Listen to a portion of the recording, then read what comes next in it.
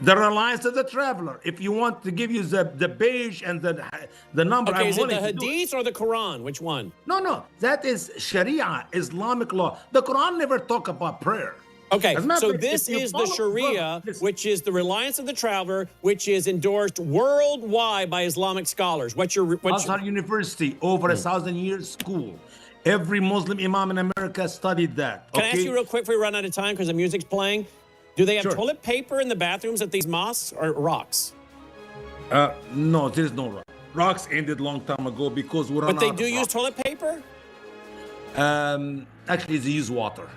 So they use their hand and water. So I But told you that. I said that earlier. I know, but I'm trying to give you more information in depth. Yeah. And the funny thing is, their left hand is unclean. But guess what? When they wash their left hand, they use their right hand to clean up their left hand, which means both hands are unclean. Yeah, don't shake their hands. All right, there you go, thestraightway.org, and we're the backwards one. And this is what Tucker wants to defend. Thestraightway.org. Of course, Tucker won't come on my program. Tucker won't have you on. Tucker and Nancy Carlson won't have you on. I guarantee it. He won't have you on. He's afraid of you, Usama. He will not have me. He will not debate any of my people. And we got a good 1,000 people to choose from all over the world. Literally, some of us born Christian home like myself, and some of us born from a Muslim home. I'll tell you what. Tucker, you bring your guy, I'll bring my guy, Usama, and the four of us can have a live debate, okay? But I don't think Tucker and Nancy Carlson will do that. But there you go. He will, listen, Brother Brennan, he will debate politicians. He will debate even Mike Huckabee, but he will not debate somebody who knows something about Islam or the real history of Israel. Right. Sadly. Thestraightway.org, thestraightway.org. Where else are you going to get TV like this, my friends? Look at what you learned today about Islam when it comes to necrophilia, incest, and if you are passing wind during the Islamic prayer, what you got to do. I mean, we learned a lot today. I've been studying Islam for 16 years under Usama there. Wow, we learned a lot today. All right, we'll put this on clips and send it all over social media. That should be interesting. WorldviewFoundation.com. We need your support. WorldviewFoundation.com. Take care.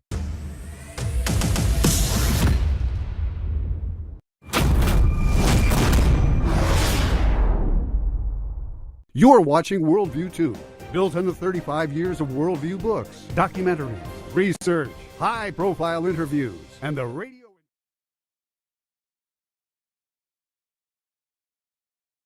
Providing dedicated service to this nation. Having worked his way up from the enlisted ranks to full colonel, he served our country for more than 32 years. He has served as a bomber squadron commander, bomb disposal technician, Joint Chiefs of Staff Operations Officer, assisted the National Security Team with the campaign plan for the global war on terrorism. He authored the first theater nuclear war plan and served as the Vice Commander of America's largest airborne intelligence wing. Colonel Rob Maness is a true American hero.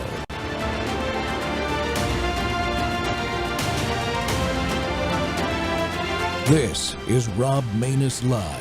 That breaking news, President Trump's termination of Attorney General Pam Bondi, his second cabinet shakeup in a month.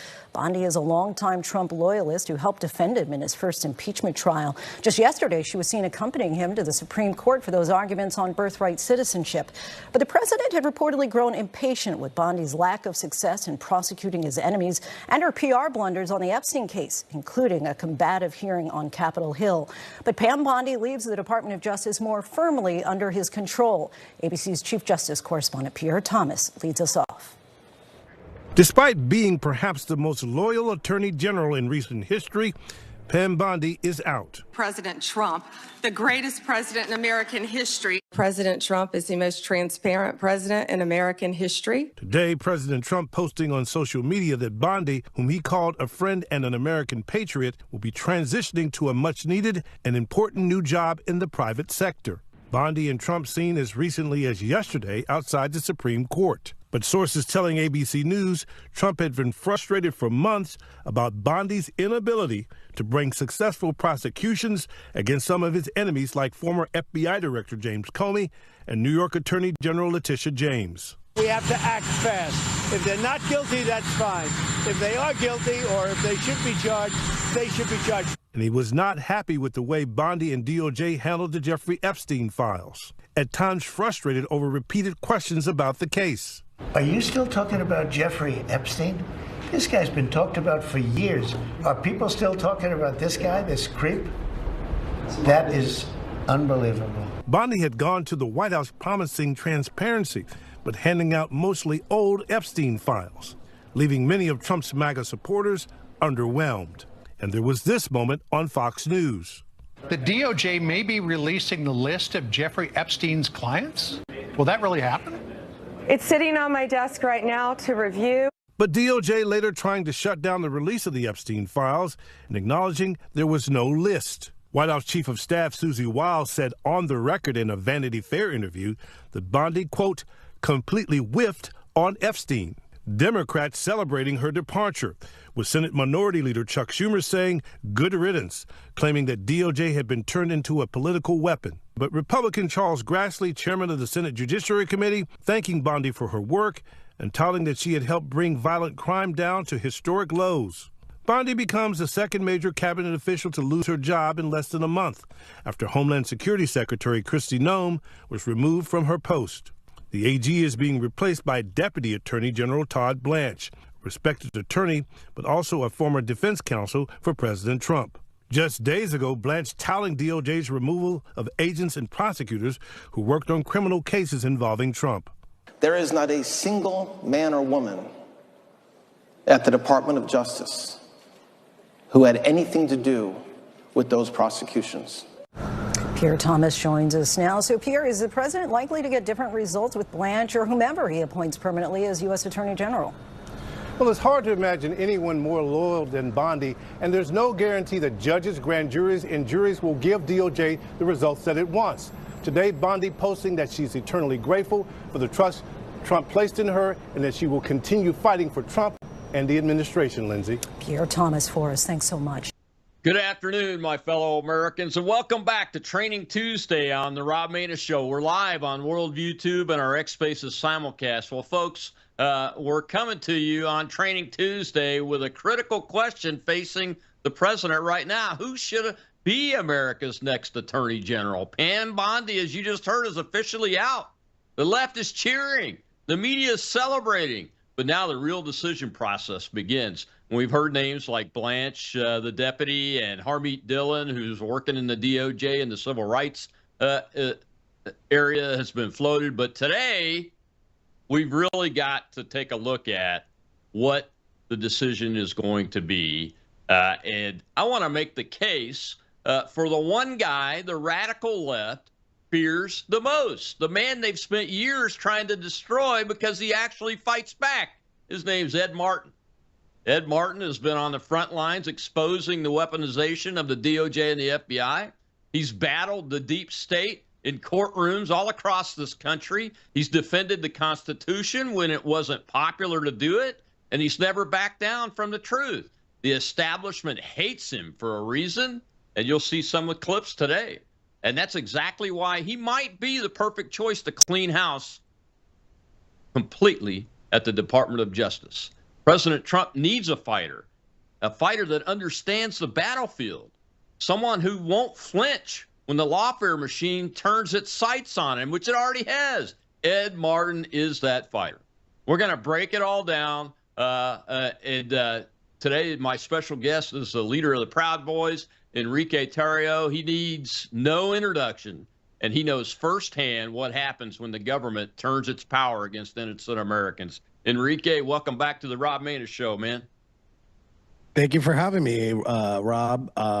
You know, there's a lot that's going on in the DOJ. Just recently, look, two people that are big J6 supporters. One is Jared Weiss, and the other one's Jonathan Gross. One was an attorney, one was an actual J6 defendant. You know, they stepped down from the DOJ. And, you know, from my understanding, most of the issues come from Todd Blanche. And if the president wasn't happy with Pam Bondi's administration of the DOJ, I would assume that the person that actually is running the DOJ, Todd Blanche, is not too much further from getting the boot also. So I'm here to talk about a couple things. People that I support. I'm just a guy with an internet connection and an opinion, just like most people that are on here. But you've got some personal experience inside the circus, is what I call it.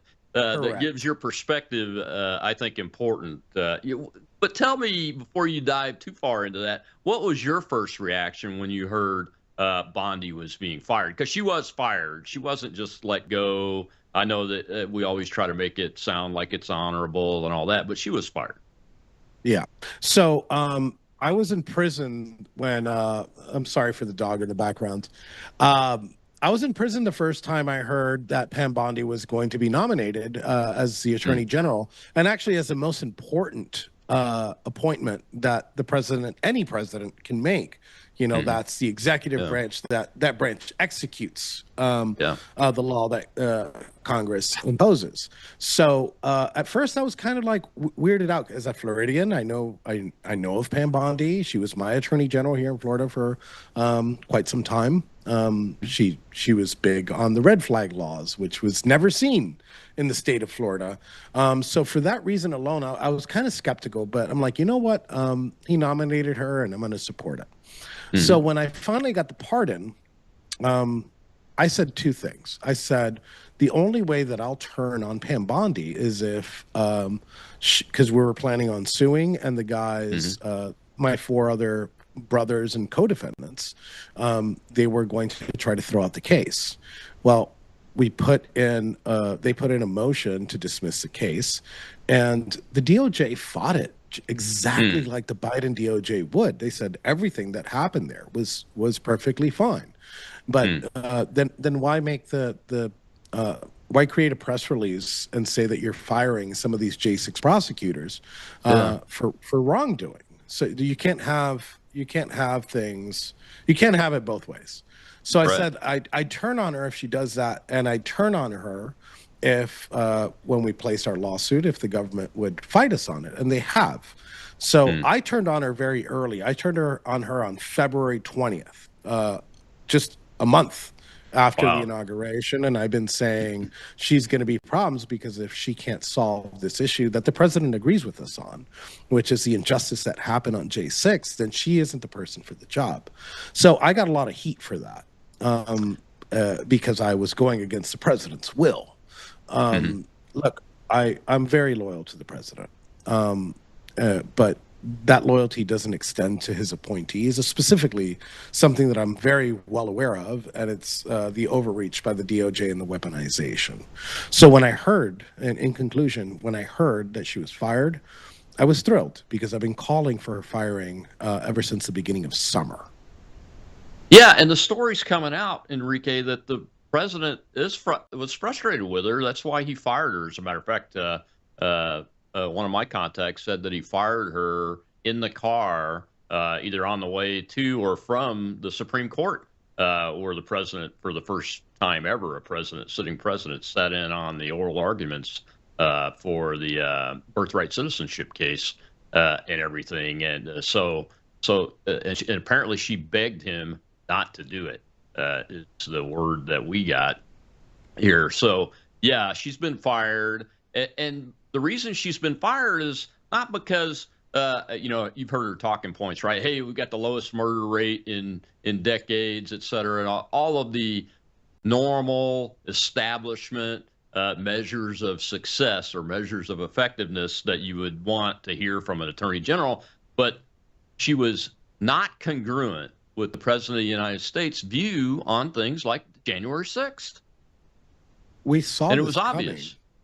We saw this coming. The president had already posted a couple Truth Social posts about his anger. He didn't directly say Pam Bondi. Actually, in one Truth Social post he did. But look, what he did to these what she did to these influencers, where she invites them, and look, I don't blame them for it.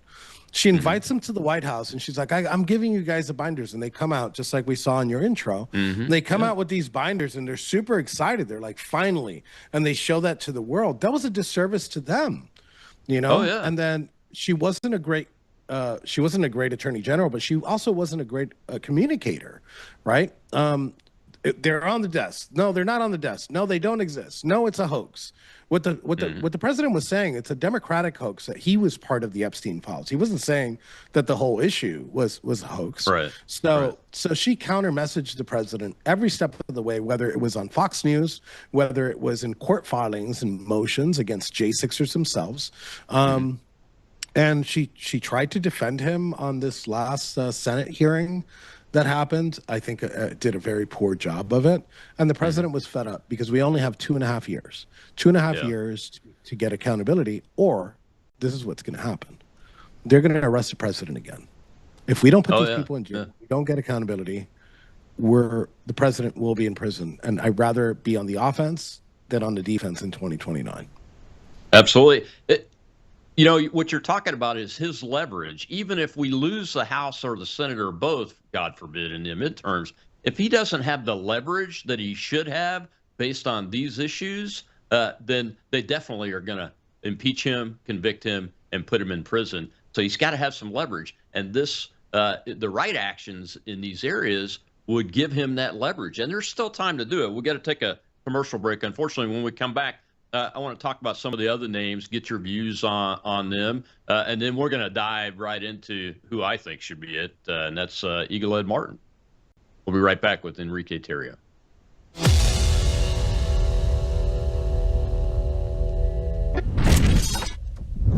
You woke up with a sore throat and a low-grade fever. You know you are getting sick, so here's your choices. You can get sicker and miss work.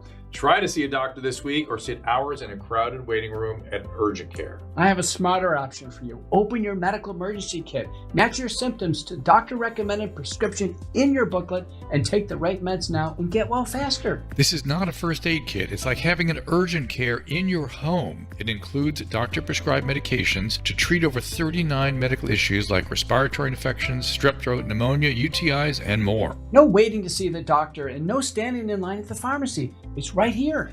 Every home should have at least one medical emergency kit, and here's how to order. Go to worldviewhealthcare.com. Your kit to treat dozens of common and serious illnesses is rushed to your door. worldviewhealthcare.com. That's worldviewhealthcare.com. The emergency kit available at worldviewhealthcare.com. Make sure you don't have to go to urgent care. I got pneumonia. I didn't have to go. I took this last year. Stayed at home. Went to bed. And it told you everything about where she was as Attorney General, deflecting instead of delivering. Now, in fairness, Bondi did do some things right. Murders dropped significantly. The DOJ cracked down on illegal immigration, and she cleaned house. An estimated 5,500 attorneys left the department during her 14 months. A lot of those people needed to go. The Jack Smith prosecutors? Good riddance. The FBI officials building cases against January 6th grandmothers? That should have been gone on day one. But when you clear out half the building, you have to replace them with people who can actually win cases, and that didn't happen, unfortunately. The Comey and James indictments were thrown out on basic appointment technicalities, and that's not a legal loss, it's a management failure. One more detail, the House Oversight Committee subpoenaed Bondi to testify under oath on April 14th about the Epstein files. Nancy Mace says the subpoena still stands, even though Bondi is out. Democrat Robert Garcia says she, quote, will not escape accountability. Chairman Comer says he is consulting Republicans on the next steps. And despite what the president said about the private sector transition, CNN reports Bondi doesn't actually have another job lined up. But then again, that's CNN, so who knows? But knowing this president, she will land somewhere. Takes care of his people, even when they fall short of expectations. So who's next? Let's take a look. Todd Blanche is acting attorney general right now. He's Trump's former personal defense attorney. He knows the DOJ, he knows the president, and he is already in the building.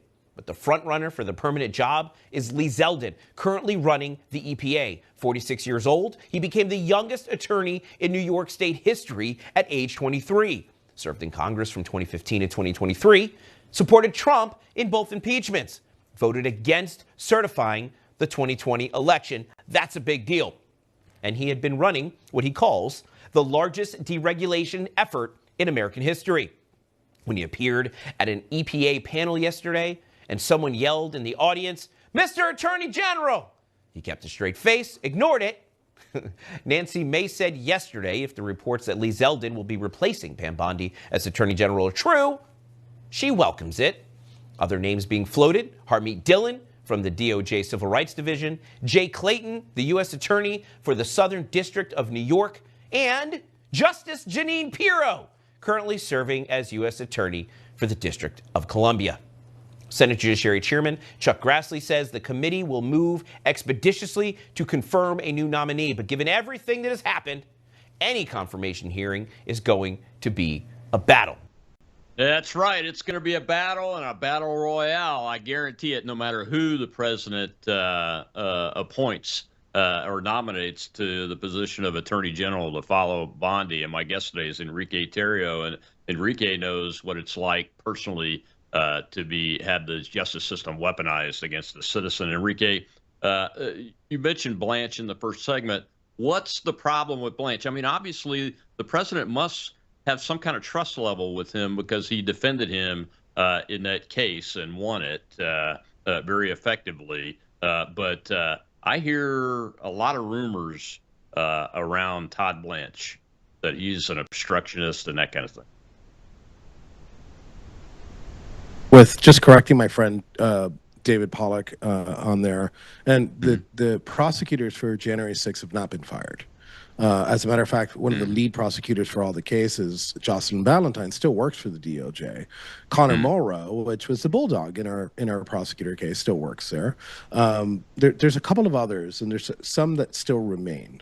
So to answer the question about Todd Blanche, I reserved my criticisms of Todd Blanche up until January.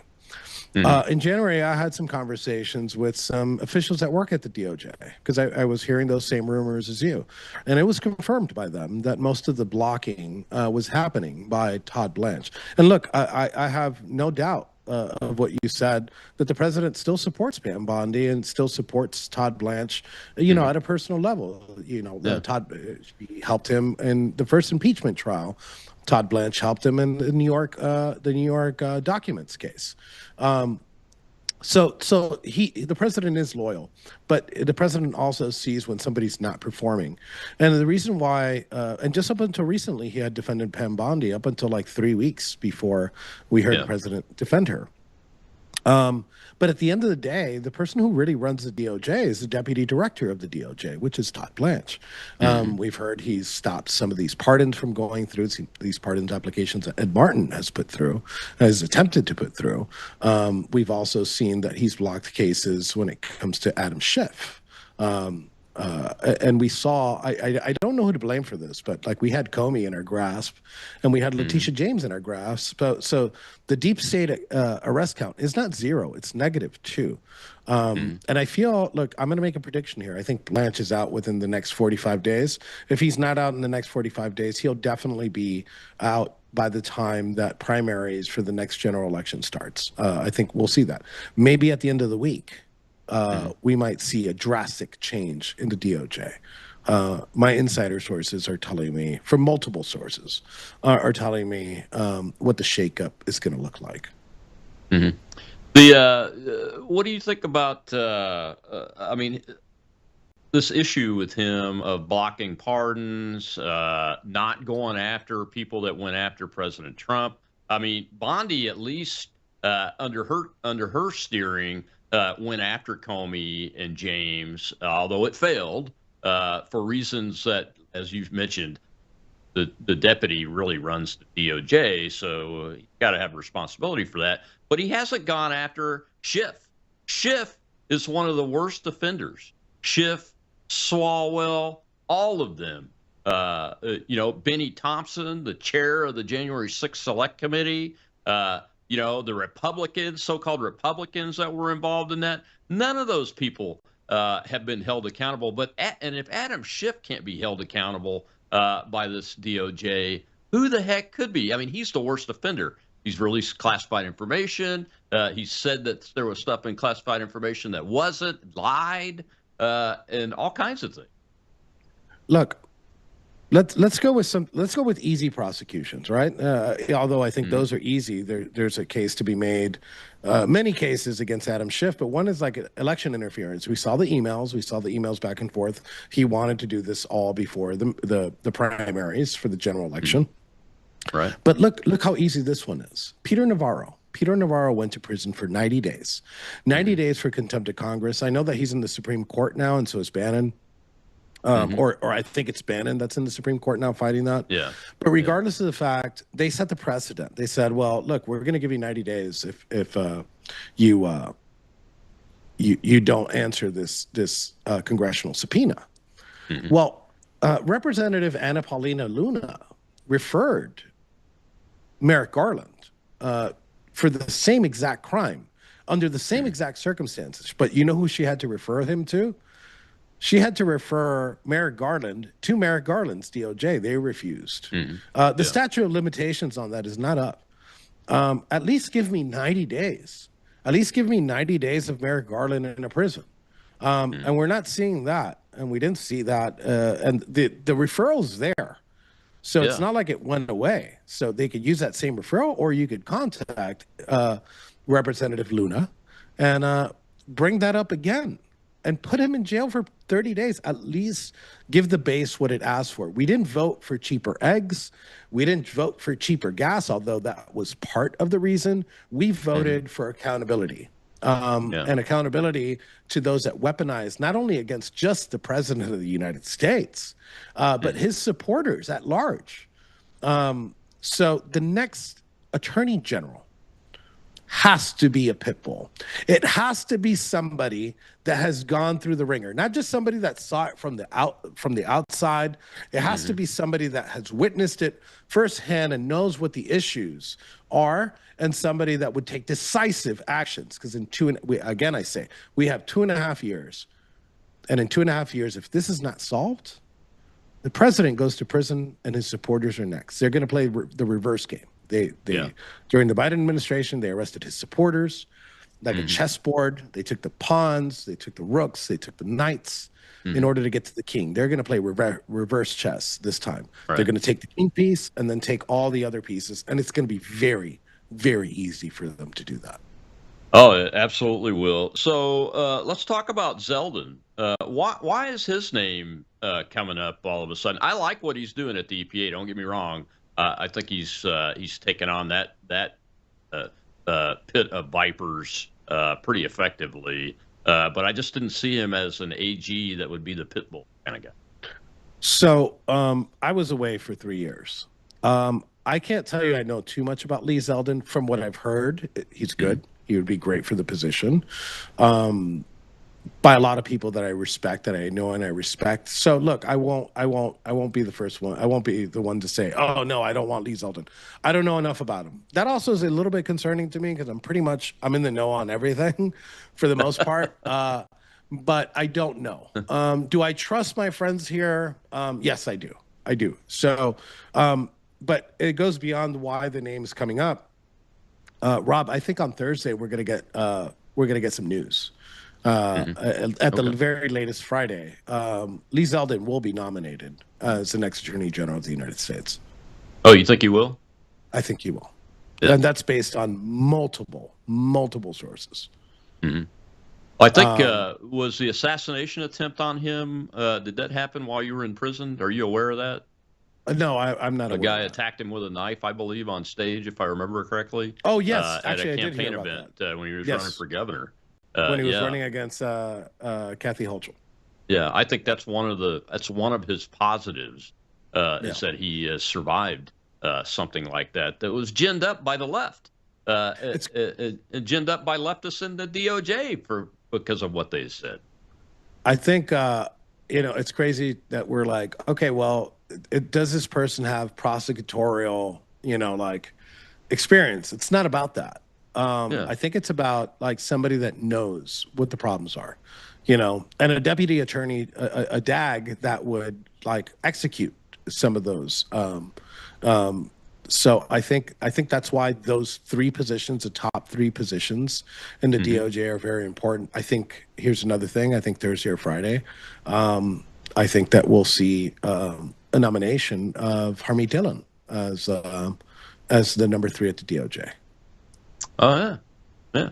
I think so. Look, I'm just, for one, I'm Yeah. speculating based on what people are telling me. Mhm. I've been known to be wrong before, so please don't quote me on it. But these are I'm very, writing all these down. So these I'm are gonna very keep score. reliable sources, and I think that this is something that's going to happen. So I think, in my mind at least, where the question mark lies is on that number 2 position.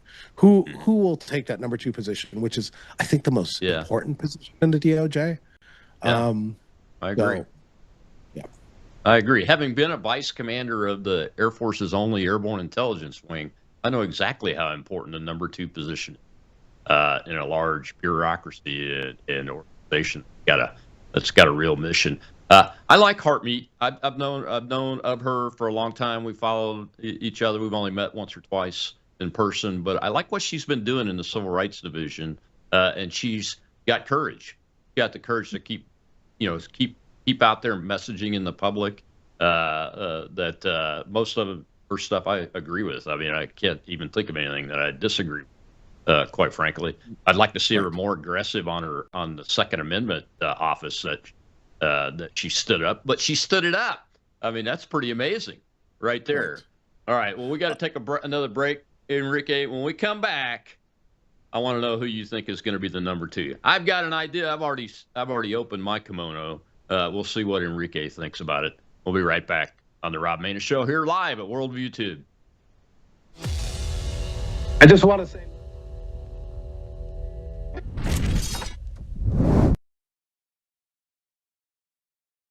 Two years ago, whatever was 100% of my traffic to my website, it's been crashed by 95%. That's stunning to me. Mostly Google has done it, but other actors as well. What's happening on a global basis, there's a war against free speech. It's not just an incidental thing, oh, we just want to shut somebody up. That's not it. This is an orchestrated, top-down war against free speech. All the things you have coming out of Worldview Tube and Weekend, etc., all of these things are expression of free speech. And I can dare say that their traffic has been hammered as well.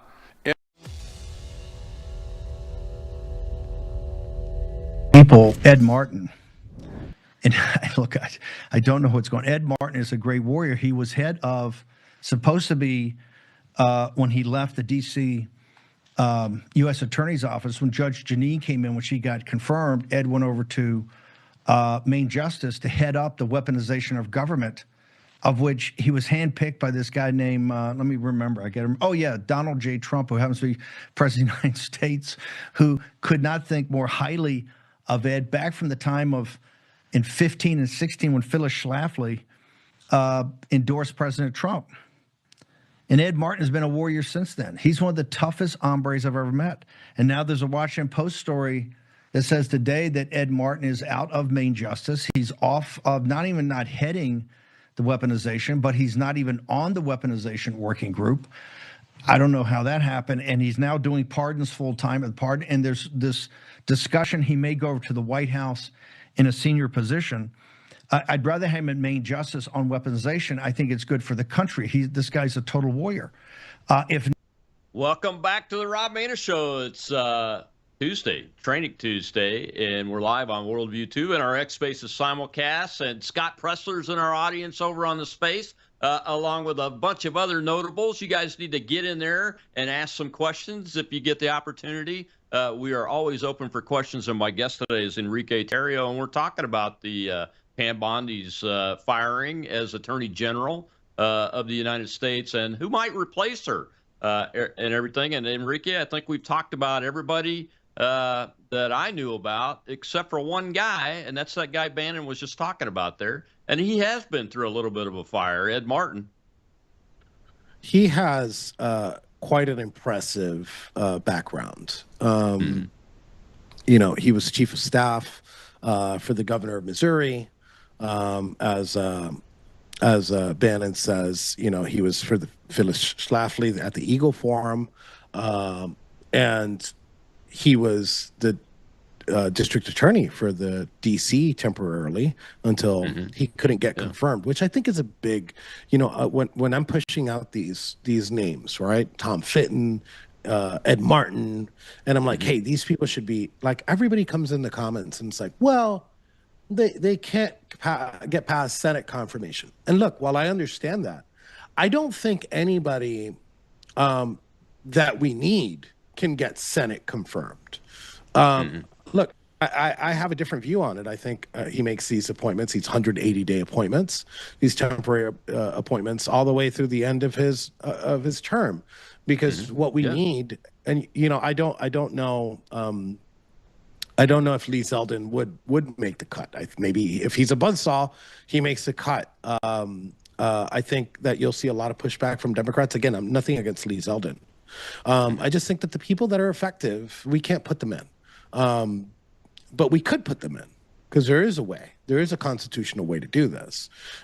Just simply a constitutional way, that the same way we have Todd Blanche right now, is a way that we see that can move forward. But to go back to Ed, there's nobody that I'd rather see more as Attorney General of the United States, and I'd just be super happy with Deputy Attorney General than Ed Martin. Because I told you exactly what I think that we need, and what we're looking for is that we need a buzzsaw. We need somebody that's been through that hell, somebody that's fought for many J6ers, including Billy Crespin, a J6er, a good friend of mine, and a Proud Boy. We saw him argue cases, and look, I don't think if we would have exhumed O.J. Simpson's attorney, I forgot what his name is. The name's escaping me. Yeah, it's escaping me too. But we exhume him and we clone him, and we put him in all different kinds of colors. White one, a black one, a Chinese one. It doesn't matter. We could all put them in one team. It wouldn't have won in a DC court because we had a rigged system and a rigged jury. But he still fought it. And he fought hard for all of us. And there's a reason why the president chose him as a DC Attorney General, because that's one of the most important, actually the most important local position that we have in the United States. So the president does have a lot of trust in Ed. And I think that he would make the person, I think he's the best choice. I'm just going to put it that way. He's the best choice for the job. He's somebody that's been through the ringer. He's somebody that's fought hard for the president. He's fought hard weaponization. And the person that took him off that weaponization grip was none other than Todd Blanche. So, I didn't know that. Yeah. So he's still the pardon attorney, but at the head of that weaponization group, that's who we needed. That's who we needed. Yeah. I mean, as you know, we both work with Cynthia Hughes on the Weaponization Watch organization, and Ed communicates with them quite frequently. I've run into him several times, and but I've known him since Phyllis Schlafly first endorsed me when I ran for the U.S. Senate the first time, and the guy's just got this, as you mentioned, his resume can't really be beaten. And then when you look at how he's been attacked, even while in his position now, by both people inside and the media and Democrats and all that, and he wears it well. I mean, the man is just he's stoic, and he looks the enemy in the face, and he says, "Okay, we're going in, guys." I mean, that's exactly the kind of pit bull that you need as a deputy attorney general, really. Correct. I think, and a lot of people, and I see the name that I just keep seeing floating around is Ed Martin, across my feed, across other people that I don't even know. They're like, yeah, let's go for Ed Martin. And the fact that the left hates him so much that they want to bomb his confirmation leads me to believe that this is the guy for the job. And I get like, oh, well, we need a Senate confirm. Look, I get it, but we need more. We need to do more. We need to play the game. We don't play the game, we're going to lose. And I'll give you the number one example. After January 6th, some people got arrested that very January. You know, they didn't even spend 30 days out. And they got arrested. They were indicted. And those people were, some of those people were able to push their trial past the second inauguration of Donald Trump, which should have been the third. But so what do you think happens when we start arresting like Adam Schiff, Nancy Pelosi, Merrick Garland? They're going to have the best representation that the United States has. Their game is going to try to delay into the next administration, hoping that the Democrats steal the election again in order to drop these cases or get pardoned. That's their strategy. And we're 2.5 years in. You know, some of these people, I want to remind, 4 years, they were able to push their indictments 4 years with just regular run-of-the-mill attorneys. Oh, yeah. Yeah, and these guys like Schiff, they're going to have all the big gun NGO attorneys lining up to do it pro bono. You know, they're being paid by the Soroses of the world and all that kind of stuff, sure, but they're going to just have an army of them lined up to fight these cases, and it'll be a delaying action, like you said. Do you think that that it's possible that if we can get somebody like an Ed Martin into this deputy job, that we can actually get the rest of the folks that were egregiously acting on the J6 thing held accountable? I mean, when I say held accountable, there are some people like the ones you mentioned earlier in the show that probably ought to be let go from the DOJ. But then there are agents in the FBI and those kind of things that they took and followed orders that really should have been questioned. You know, and I think Chris Cooney, when his wife lost their baby and they did that early pre-dawn raid on the guy, and he's a Marine, for God's sake. You know, I mean, he led the Marine contingent at Reagan's funeral. I mean, the man is not a terrorist. You know, so those kind of people, what should that accountability look like from your perspective? At least fire them. You know, let's start with that. Let's start with firing them. And if that's where we start, then I obviously I want them investigated, I want them charged, and I want them sentenced to prison time, the correct amount of prison time. You know, Special Agent Nicholas Hannick still works at the FBI. Special Agent Nicole Miller still works at the FBI. As a matter of fact, they're both working this pipe bomber case, this Brian Cole case that came out of J6, which, you know, I've been very critical of Dan Bongino. You know, I know a lot of people have been critical of Dan Bongino for like other things that I don't think are fair. But I've been critical for things that I know are wrong and I know are coming. And I'd like to remind the audience, the worst thing that Biden did during those 4 years wasn't tank the economy, although that was horrible. It's rob American citizens of their freedom and liberty. You know, let's go back. Sometimes we forget. Sometimes like time passes and we kind of forget because there's a lot of things going on with Iran and things like that, like what we talked about in the space before this. But like the biggest injustice that was ever happened in those 4 years, and I'd say over the past 50 years, is definitely going to be the J6ers. So any FBI agent or any prosecutor that has anything to do with these cases, they should be fired at the bare minimum. And I think if we appoint Ed Martin, I think that the first thing that he's going to do, knowing all these cases, is going to be firing, cleaning house. That's what we voted for. Draining, do you remember in 2016? Drain the swamp. That's what Ed Martin would bring. The draining of the swamp. Getting these people fired would probably be the first thing that Ed Martin does. Yeah, absolutely. So let's go back to the confirmation process. So Blanche has been confirmed by the Senate once. Zeldin has been confirmed by the Senate. Dylan, I think, was a confirmation position, and then Ed got the boot, and it wasn't from a Democrat. It was from Tom Tillis, the despicable rat Republican that's on the Senate. doesn't have the courage to stand for re-election when he knows he's going to get his butt kicked. I'll just say it to you, Tom. I've been in campaigns to win a U.S. Senate seat. You got to have more courage than you have, and you don't have anybody. Anyway, so what is this? Explain to folks the temporary nomination process, Enrique, that we've been talking about.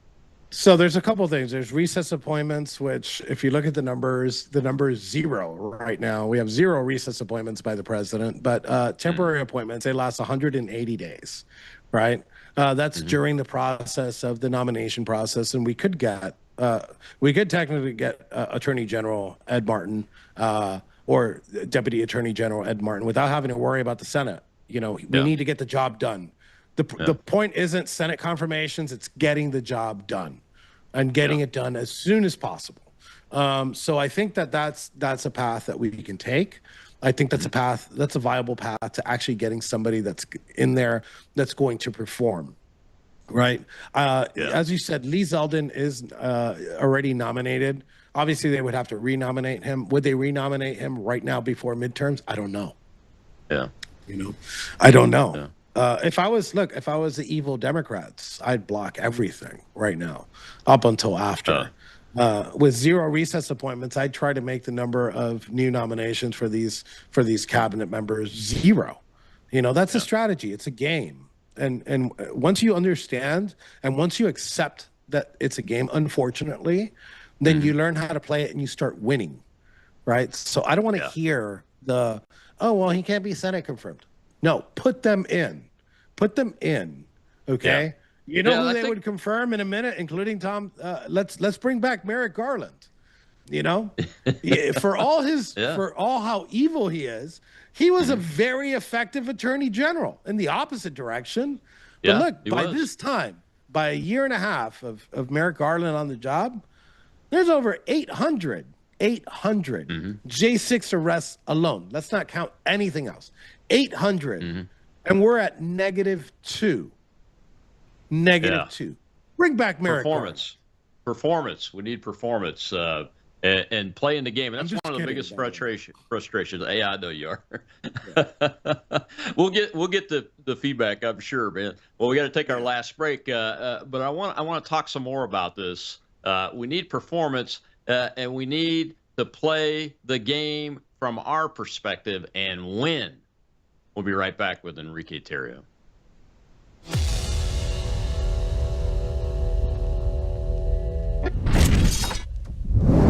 News is moving faster than ever, and so are we. Worldview Tube brings you 24/7 live stream coverage and now real-time alerts when it matters most. Once you have the Worldview Tube app installed, exit the app and navigate your way to Settings. In Settings, locate the tab labeled Notifications. Select the Notifications tab. Scroll down until you locate the Worldview Tube app icon. Select the tab, and here you can turn on and customize your notification experience for the Worldview Tube app. News doesn't wait, and neither should you. Turn on push notifications to stay informed. Every headline as it happens.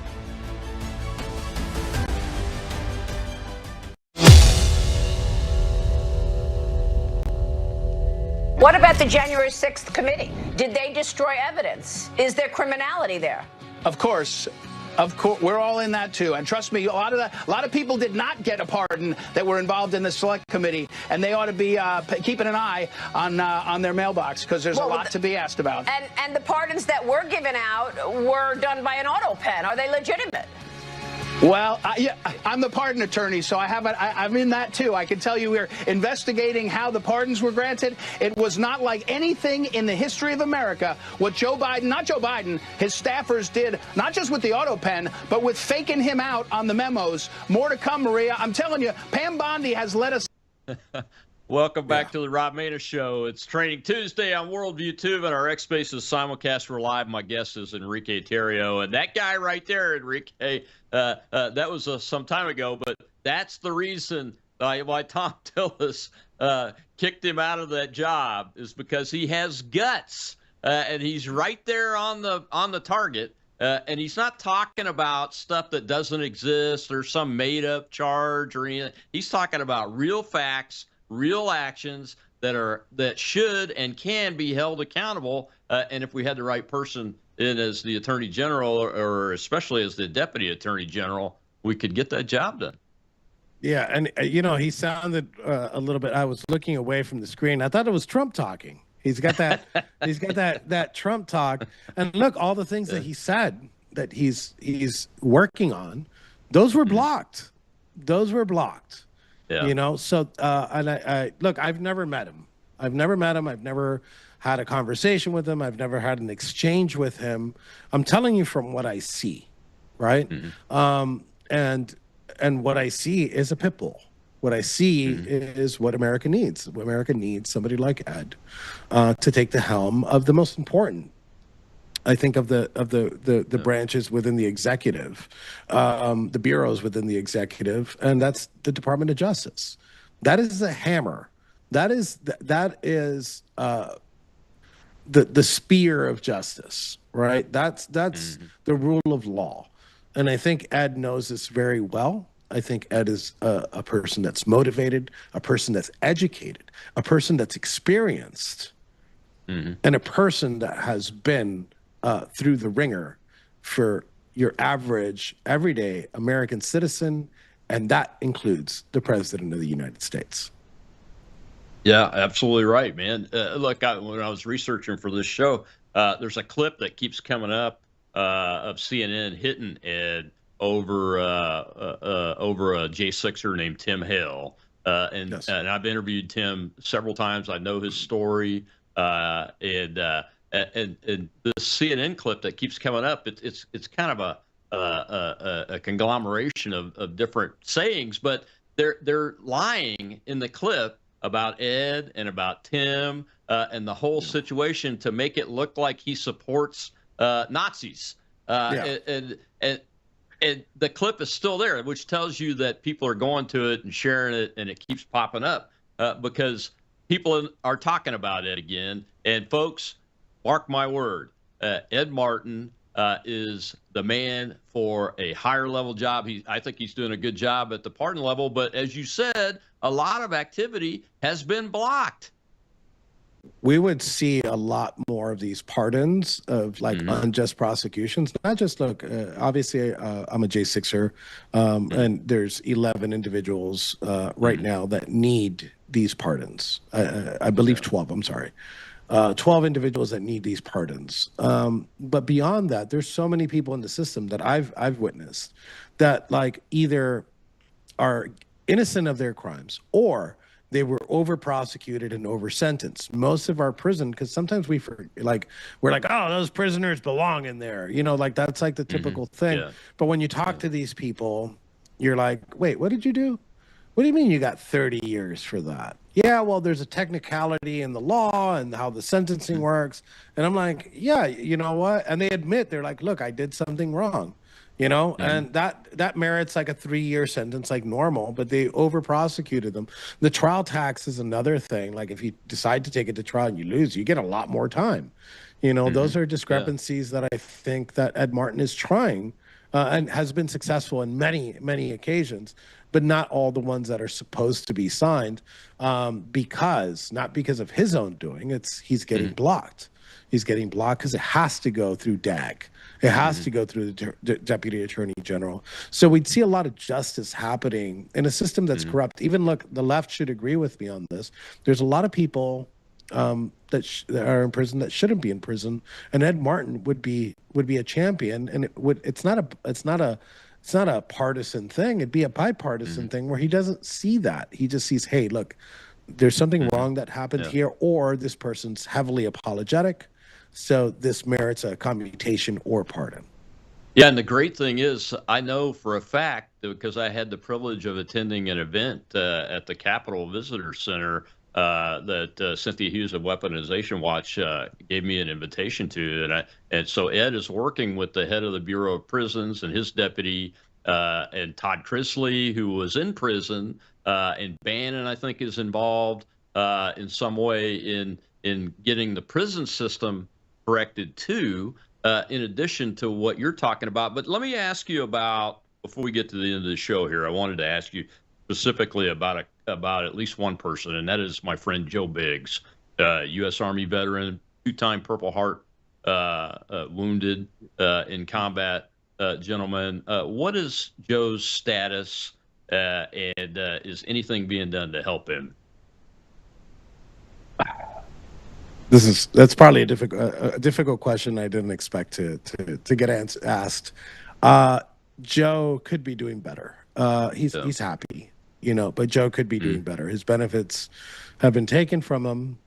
He still doesn't have, and that's because he's only been commuted, not pardoned.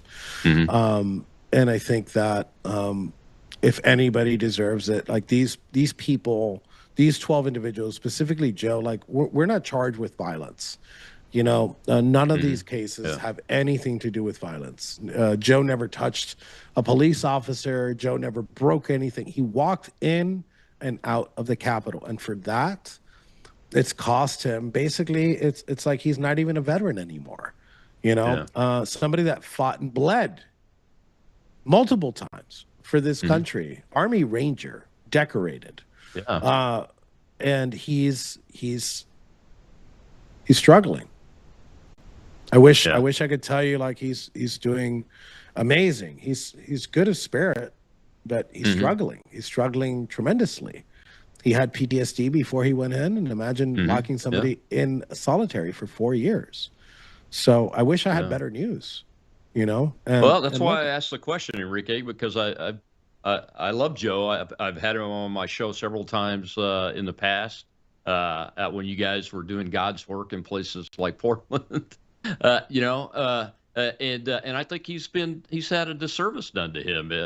He's had his sentence commuted. He should be getting his veterans benefits back, and he's not. And I want to highlight that kind of injustice, because it is an injustice. And without the veterans benefits, Joe can't get the treatment for PTSD if he has it from the people that know how to do it best. That's a big issue. And his kids need him healthy, and they need him doing well. And I know he has kids, so I mean that, and I'm singling out Joe Biggs because I know him and I care about him, and he's a veteran too. But this applies to several people. I mean, it's not just him. But I wanted to have that on the show, so if somebody sees it, we can get somebody to step in, because I will continue to bring him up and the others that I find out about when I find out about. Yeah, and again, look, unfortunately we live in political times, and look, there's 1,600 of us, and I've always said that I won't talk bad about any J6er, but there's 1,600. Right? There's 1,600 different personalities. Not all are good. Not all are bad. We're different. We're very different. And sometimes the actions of a few affect the issues with a lot. And I know that in some cases there's been talk in the DOJ because of that. And I think that they should look at like the injustices and why some of these people didn't come back. Some of these people, and the cracks are showing now. It's been a year and change, and the cracks are showing. The PTSD, like me, myself, look, I'm a happy individual, but the cracks are showing in me. It's hard. It's hard to go through solitary confinement for 3 to 4 years of your life. And like, while people are here worried about, like, I don't know, like the stupid things, like here that, oh, Trump made a horrible decision on this. Like, dude, I went through 3 years of solitary confinement. Like, sit through that and you'll understand what the biggest issue that we went through in those 4 years was. And if we don't fix that, then like nothing else really matters, because we know what Democrats are going to do if they take back power, and God forbid they get power again. They want to inflict pain, they want to inflict suffering, and they want to put us in prison. And they want to put us in prison for a very, very long time. And it's still happening. They did. And it's still happening. The government's still weaponized against people. You and I have run into people that are in cases today that are being sentenced to long-term sentences for things you go, Really? Okay, you did something wrong, but you're going to prison for 12 years? When maybe it ought to be a year? That kind of stuff, so. But the biggest thing, I think, is accountability, especially on J6, and restitution, and making people whole. And the pardons, I think, is fantastic. The president doing the mass pardon was fantastic. But when I look at some of the individuals like Joe Biggs, there's much, much more that needs to be done. And this is a long-term corrosive effect the longer it goes, that it's not getting done. So I pray for good things to happen with this shakeup. Man, well, we got about a minute. Tell people how to find you. Give us your closing thoughts on this, Enrique. And just last on that, the person who holds the responsibility of reparations, I guess I'm going to use the word because the left uses it, is number 3 at the DOJ. Let's see who that is. So I hope they look at that. And then as far as like my story goes, when I got pardoned, two things I wanted to do was sue the federal government and tell my story. And recently I have my book up for pre-sales. It's at tariobook.com. And it's 13 composition books I wrote while I was in prison, and we're editing that and putting it into one book. And you can go to tariobook.com. I need to get a certain amount of pre-sales in order to launch the book, and I'm hoping early fall. So please, if you want to support me, that's how you do it. Absolutely, man. tariobook.com. Thank you so much, Enrique, for your time and for supporting your fellow Americans with everything you're doing. We appreciate it. Thank you, Rob. Appreciate it, Colonel. Yes, sir. God bless. You betcha. Tomorrow, Whistleblower Wednesday. We'll see you on World YouTube and X Spaces.